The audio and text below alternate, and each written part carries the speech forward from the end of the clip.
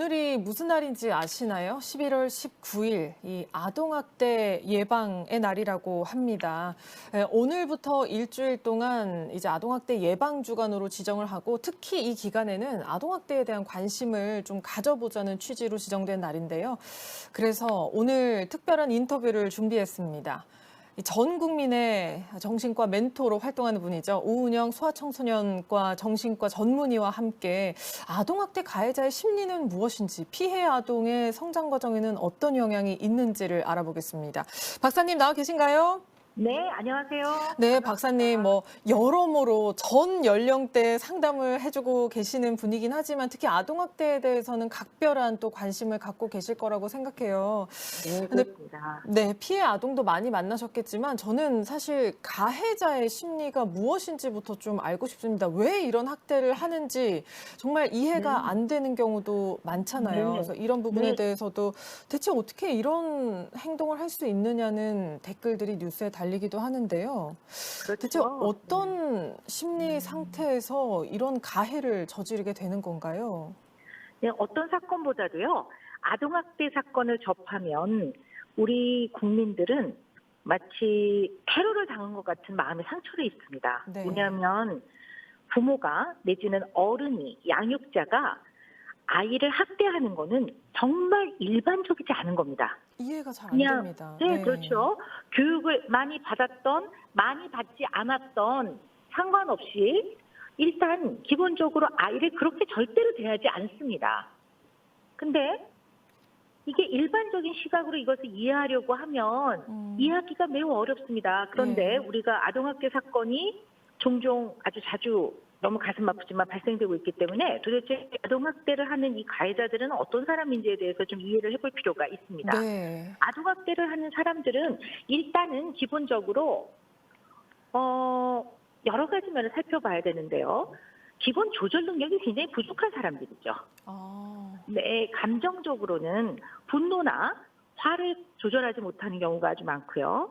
그다음에 이제 충동이나 이런 행동을 조절하지 못하기 때문에 절대로 아이에게 하지 말아야 되는 행동을 순간적으로 하게 되죠. 또한 이들의 특성은 결과 예측 능력이 매우 떨어집니다.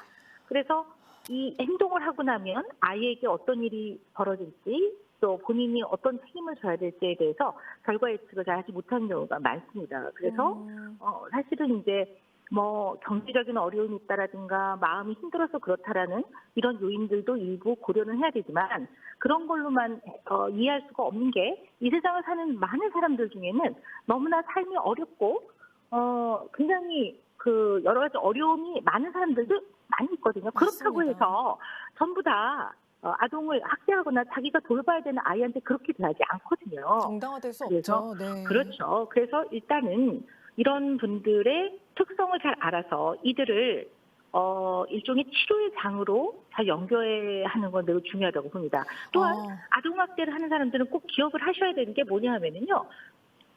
이들은 본인이 자라면서 어떻게 부모와 관계를 맺고 어떻게 자랐느냐는 매우 중요합니다. 왜냐하면 사람은 이게 그냥 우리 옛말에 배운 대로 또 큰 대로 그대로 큰다고 얘기를 하지만 이게 학술적으로도 이미 밝혀져 있습니다. 본인이 부모와 어떻게 성장을 하고 부모로부터 어떤 영향을 받았는지가 어린 시절에 부모와의 애착 형성에 아주 많은 영향을 주게 되고 만 12개월부터 만 3세 사이에 부모와의 관계에서 경험한 여러 가지 과 감정적 경험들은 애착을 형성하게 되고 이 형성된 애착은 고정화돼서 이 이후에 다른 사람을 만났을 때도 그대로 작동돼서 행동으로 나타나게 된다라는 것이 이미 학술적으로 밝혀져 있기 때문에요. 되게 아동학대를 하는 사람은 어릴 때부터 굉장히 폭력적인 집안이라든가 또는 그들 자신도 학대를 받고 자랐을 가능성이 아주 큽니다. 그래서 이들의 마음속에는 나는 죽을 만큼 맞았는데 이 정도 맞는 거는 약한 거 아니에요? 이런 생각을 하는 경우가 아주 많습니다. 아이고. 네, 그래서 본인의 행동에 문제점을 전혀 인식하지 못하고 때로는 정당화하기도 합니다. 그리고 이들은 본인의 성장 과정에서 때리는 거나 학대하는 방법 이외에는 아이를 어떻게 다루고 대해야 되는지를 전혀 경험하지 못했고 배우지 못하고 본 바가 없기 때문에 아이의 어려움이나 여러 가지 갈등이 생겼을 때 이것을 어떻게 다루고 대해야 되는지를 전혀 할 줄 모르는 사람들이라고 볼 수가 있겠습니다. 그래서 네네. 그래서 예방이 굉장히 중요합니다. 이런 사람들을 잘 예방하는 거 그런 건 이제 결국은 교육을 아주 어렸을 때부터 집안 내에서 교육이 안 되면 사회나 여러 가지의 어떤 제도를 이용해서라도 이런 사람들이 아주 어렸을 때부터 부모로부터 받지 못하는 이러한 교육들을 다른 측면에서 제공하는 건 매우 중요하다고 볼 수 있습니다. 그러니까 이미 본인이 어릴 때 성장 과정에서 받았던 영향도 있고 자기 통제도 안 되고 결과 예측이 어렵기 때문에 사실 이런 일들을 반복해서 저지르는 가해자들이 굉장히 많다는 말씀으로 들리고 사회가 또 이제 어릴 때 네네. 배우지 못했던 것들을 뒤늦게나마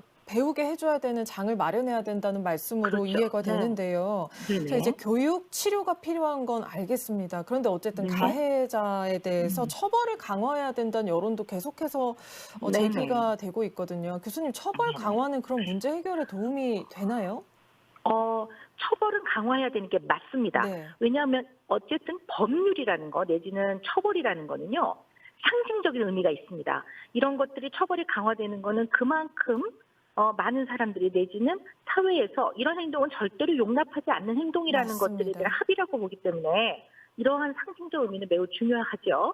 그래서 지금 이제까지 아동학대에 대해서 처벌이 되게 약했던 거는 사실입니다. 맞습니다. 형량이 낮았습니다. 네. 그렇죠. 그런데 이제 문제는 이것이 아동학대를 예방하는데 얼마나 도움이 될지 실효성이 얼마나 있을지에 대해서는 많은 고민을 더 해봐야 될 거라고 봅니다. 네. 실효성이 없다고 해서 처벌을 약하게 해도 된다는 뜻은 아닙니다. 처벌은 정말 강화돼야 되는 게 맞고요. 네. 다만 아이들 아동학대를 한 아동학대의 상황은 언제나 일이 벌어지고 난 다음에 학대라는 걸 알기 때문에 이미 아동학대의 범죄를 저지르고 난 상태에는 너무나 비극적인 상황이라고 볼 수가 있습니다. 네. 그래서 아동학대는 예방이 가장 중요합니다. 처벌보다도. 그렇지만 처벌을 강화한다는 것 자체가 상징적 의미가 있기 때문에 강화돼야 하겠죠. 예.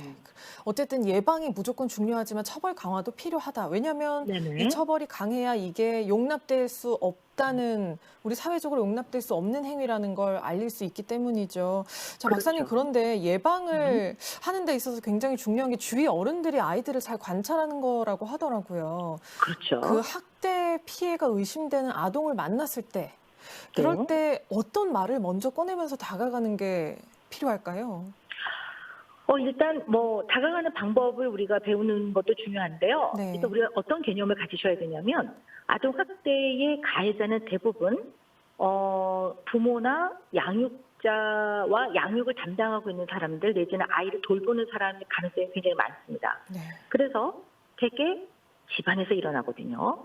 그러니까 집안에서 일어나는 아주 어떻게 보면 비밀스러운 비밀이라는 표현이 좀 그렇지만 아무튼 이게 공개되지 않는 사적인 영역에서 일어나는 범죄 행위이기 때문에요. 알아차리기가 매우 어렵습니다. 그리고 신고가 들어가도 아동학대 범죄 현장이 있는 곳에 도착했을 때 여러 가지 정보를 주는 사람이 역시 가해자일 가능성이 매우 큽니다.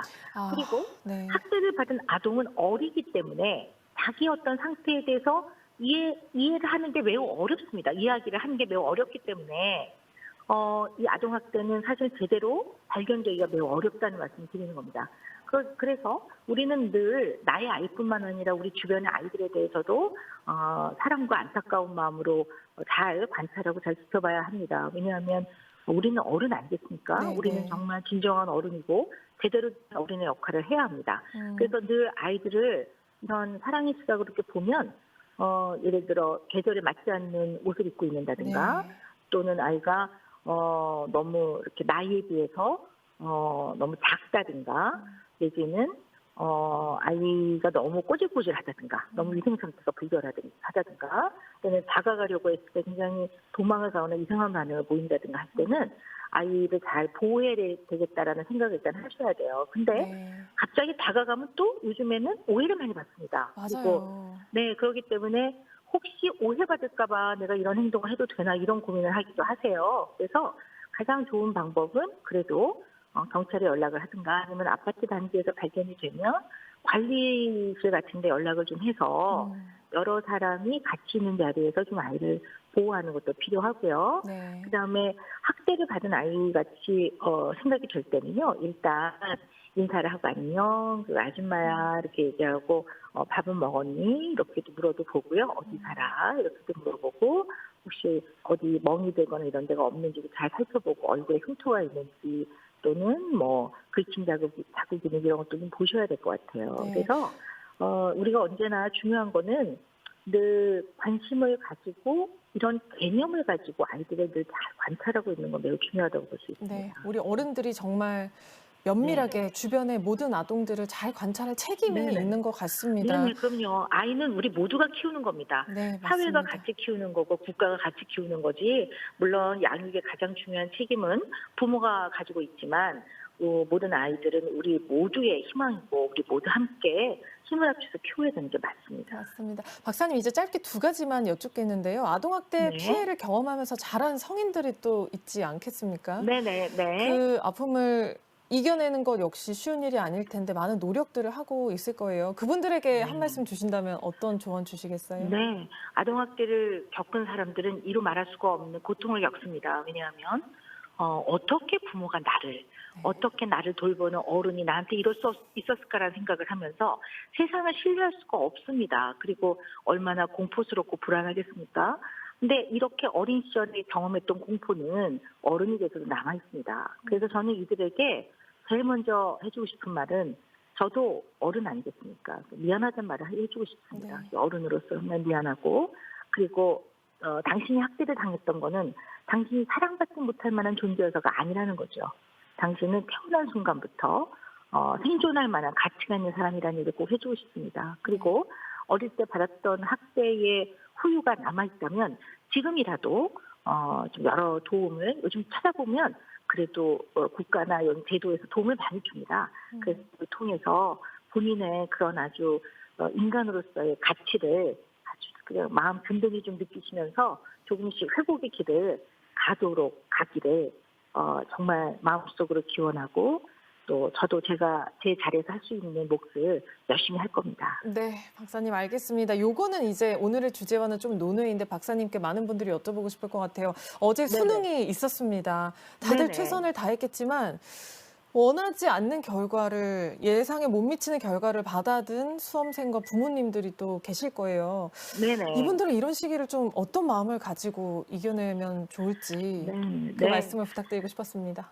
네, 일단 너무 고생했습니다. 우리 수험생들. 네. 얼마나 마음고생, 몸고생, 또 뇌도 고생 다 고생했다고 보고요.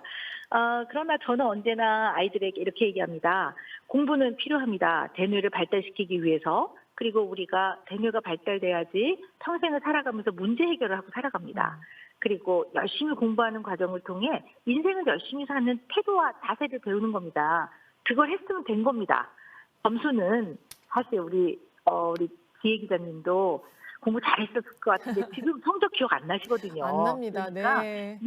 6년, 12년 동안 이런 기본적인 교육에서 열심히 했던 걸 기억하면 되는 거지. 점수가 여러분의 인생에 지금은 굉장히 중요하게 생각되지만 그렇게 인생을 결정짓는 중요한 요소가 아니라는 그런 말씀 드리고 싶고요. 네. 또 하나는 언제나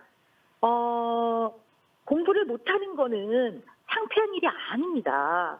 근데 성적이 안 나오는 걸로 자꾸 창피하다고 생각을 안 했으면 좋겠습니다. 그래서 그냥 최선을 다해서 잘 치러냈고 여러분이 이런 시험을 잘 받든 못 받든 그냥 마무리를 끝까지 하는 것이 최선입니다.